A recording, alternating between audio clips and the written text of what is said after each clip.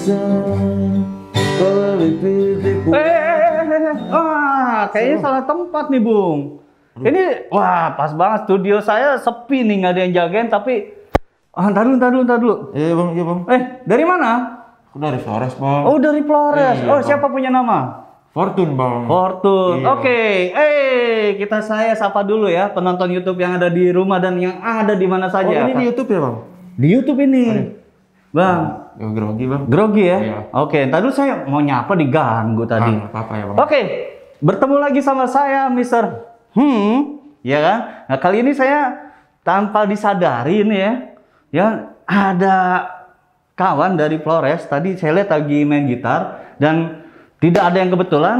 Kali ini saya mau ngangkat tentang pemuda asal Flores yang namanya seperti di sebelah kanan saya ini. Lihat deh. Oh itu ya bang ya. Kenal? Kenal bang, kenal. Siapa? Si Bang Yance ya bang? Iya, Bang Yance. Jangan deket-deket sama Bang Yance. Maju dikit. Iya. Maaf ya bang ya. Maaf ya bang. Gak apa-apa. Kenal? Kamu tahu sama Bang Yance ini? Kenal bang yang sering nanam itu bang, nanam. Nanam apa? Tanaman gitu. Oh bang. iya betul. Jadi Bang Yance ini salah satu pemuda asal Flores ya? Ya asal Flores. Tempatnya di daerah mana dia? Dia di Maumere bang. Oh dari Maumere. Iya. Yang belajar bertaninya tuh jauh. Iya, pokoknya dengar-dengar ke luar negeri, cuman nggak tahu di mana ya bang ya. Oh, nggak tahu di mana? Iya bang. Mau tahu dia belajarnya di mana? Iya mau Dia tahu. belajarnya di Israel. Waduh, Israel kan lagi perang bang.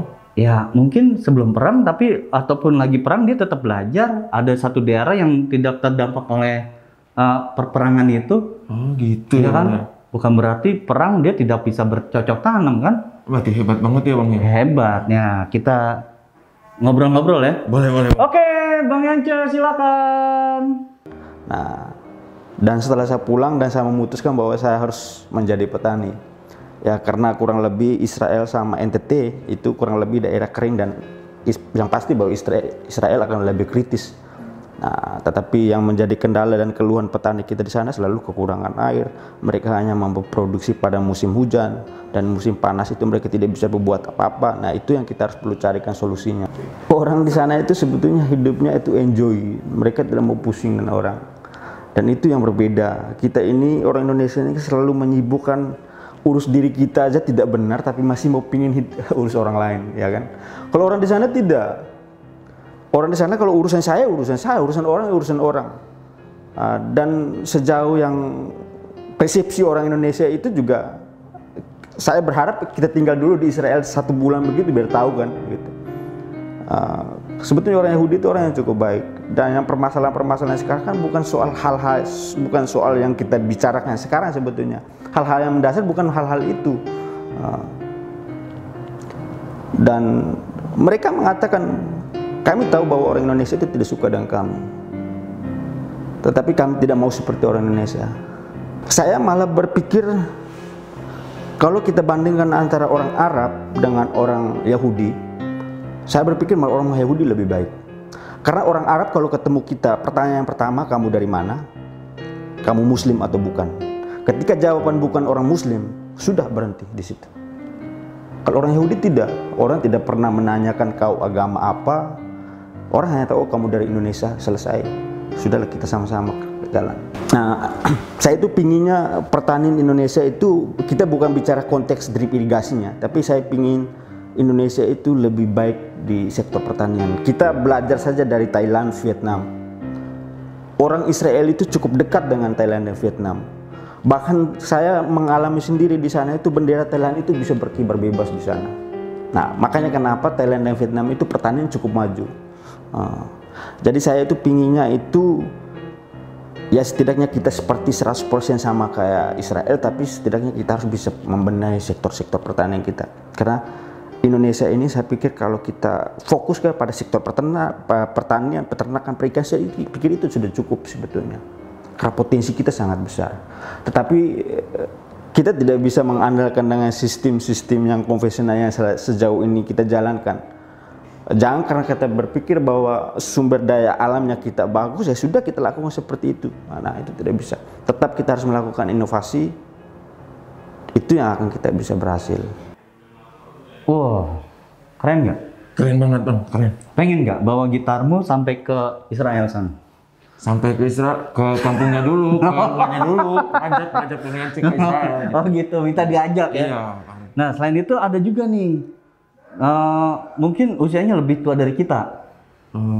Dia mengerjakan, kalau Bang Yance ini dengan bertani, dia tetap mempertahankan satu kebudayaan Indonesia dengan membangun, dengan bangunannya, arsitekturnya. Yang saya tahu dia pernah ke Wairebo. Oh iya. Itu masih satu daratan sama saya bang. Oh, iya. Tahu nggak siapa yang pernah ke sana? Banyak kalau arsitek ya bang. Iya, arsitek. Paling Bang Yori. Wah. Yori Antar kalau nggak salah namanya. Oh, luar biasa wawasannya nih teman saya nih, Bang Yori Antar. Benar, saya salut sama dia. Dia tetap mempertahankan arsitektur. Dia seorang arsitektur yang mempertahankan arsitek-arsitek atau bentuk-bentuk bangunan lokal, khususnya Indonesia, ya kan? Capek kan dengerin saya ngomong? Enggak bang, biasa aja bang. Tapi lebih asik lagi kita lihat ya. Boleh bang. Bang Yori Antar ya. Oke. Silakan Bung. Mindset kita yang sudah dirubah, semua datangnya selalu dari luar, selalu lebih hebat, lebih keren dan sebagainya. Ya, padahal kita punya budaya tulis yang luar biasa, ya budaya lisan yang luar biasa, yang juga menghasilkan tulisan-tulisan, dan disitulah rahasia-rahasia kearifan lokal kita tersimpan. Ya.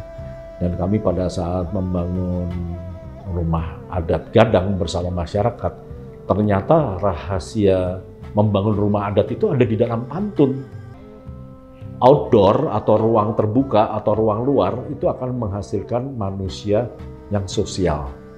Manusia yang sosial akan menghasilkan manusia yang gotong royong. Nah, oleh karena itu kami juga banyak melakukan bagaimana membuat ruang-ruang terbuka hijau yang bersifat publik di kota-kota yang ada di Indonesia ya. Dan di dalam program dengan pemerintah di kawasan strategis pariwisata nasional yang biasa disingkat dengan KSPN, itu adalah program berbasis infrastruktur ya, dan berbasis sosial dan budaya begitu. Jadi rata-rata bagaimana membangun infrastruktur berbasis sosial, ruang-ruang terbuka. Bener ini namanya gotong royong, saya lihat sendiri. Kenapa? Nggak ada satu tiang pun bisa berdiri tanpa adanya gotong royong. Disitulah saya melihat, oh ini DNA-nya orang Indonesia ini memang gotong royong. Dan dengan adanya gotong royong pasti bersifat sosial. Dan di situ kekuatan kita. Dengan narasi arsitektur Nusantara, itu masyarakat dan pemerintah justru akan bergotong royong. Masyarakat akan menyambut dan membantu proyek-proyek program-program pemerintah yang berbasis sosial gotong royong seperti itu. Dan disitulah akan melahirkan penemuan-penemuan baru. Jadi saya juga sangat percaya dengan mensinergikan dua tradisi, dua budaya, satu budaya modern dan satu budaya tradisional, itu akan menghasilkan ledakan inspirasi dan penemuan-penemuan baru. Waduh, jadi pengen ke Wairebo ya. Kalau aku sih di sana bang, emang stay di sana. Stay di sana ya. Kalau saya di sini. Di sana di sini dong bang. Iya, jadi sana sini. Iya kan? Jadi lagunya siapa? Jadi lagunya siapa? Oke, ini pas banget. Coba aku mau dengerin satu lagu asli sana dong. Dari Flores. Begitu ya. Nah, coba dari kampungmu lah. Dari kampung saya bang ya. Ya, boleh. Oh, set. Boleh. Kita nggak ada ininya bang.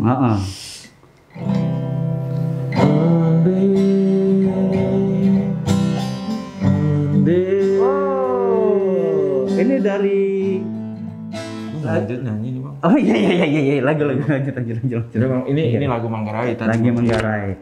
Iya, oke. Jadi inilah ketika kita bisa berekspresi kan diri kita dengan satu hal yang positif, ya kan? Seperti tadi kita sudah lihat Bung Yance dan Bung Yori juga, ya kan, untuk memajukan Indonesia. Ya kan, bener nggak? Benar. Kayak Bung Fortun juga dengan gitarnya memperkenalkan lagu-lagu daerah, ya kan, khususnya lagu-lagu dari Manggarai ya. Iya, dari Manggarai. Oke, kalau gitu semoga tayangan YouTube kita ini ya bermanfaat untuk para yang nonton YouTube yang ada di mana saja. saatnya saya undur diri. Saya dengan teman saya, siapa? Fortune. Fortune. Saya Mr. undur diri. Musik, lanjut. Nanti waktunya. Katanya lagu daerah. Ini lagu pertama. Bang. Oh, lagu pertama. Oke. Kita ngargain lagu pertama. Oh iya, oke. Kita ngargain lagu pertama, Iya. harusnya ngargain lagu kedua, ngargain lagu ketiga.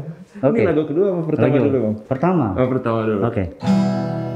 Lalu tiba waktunya kau sutra.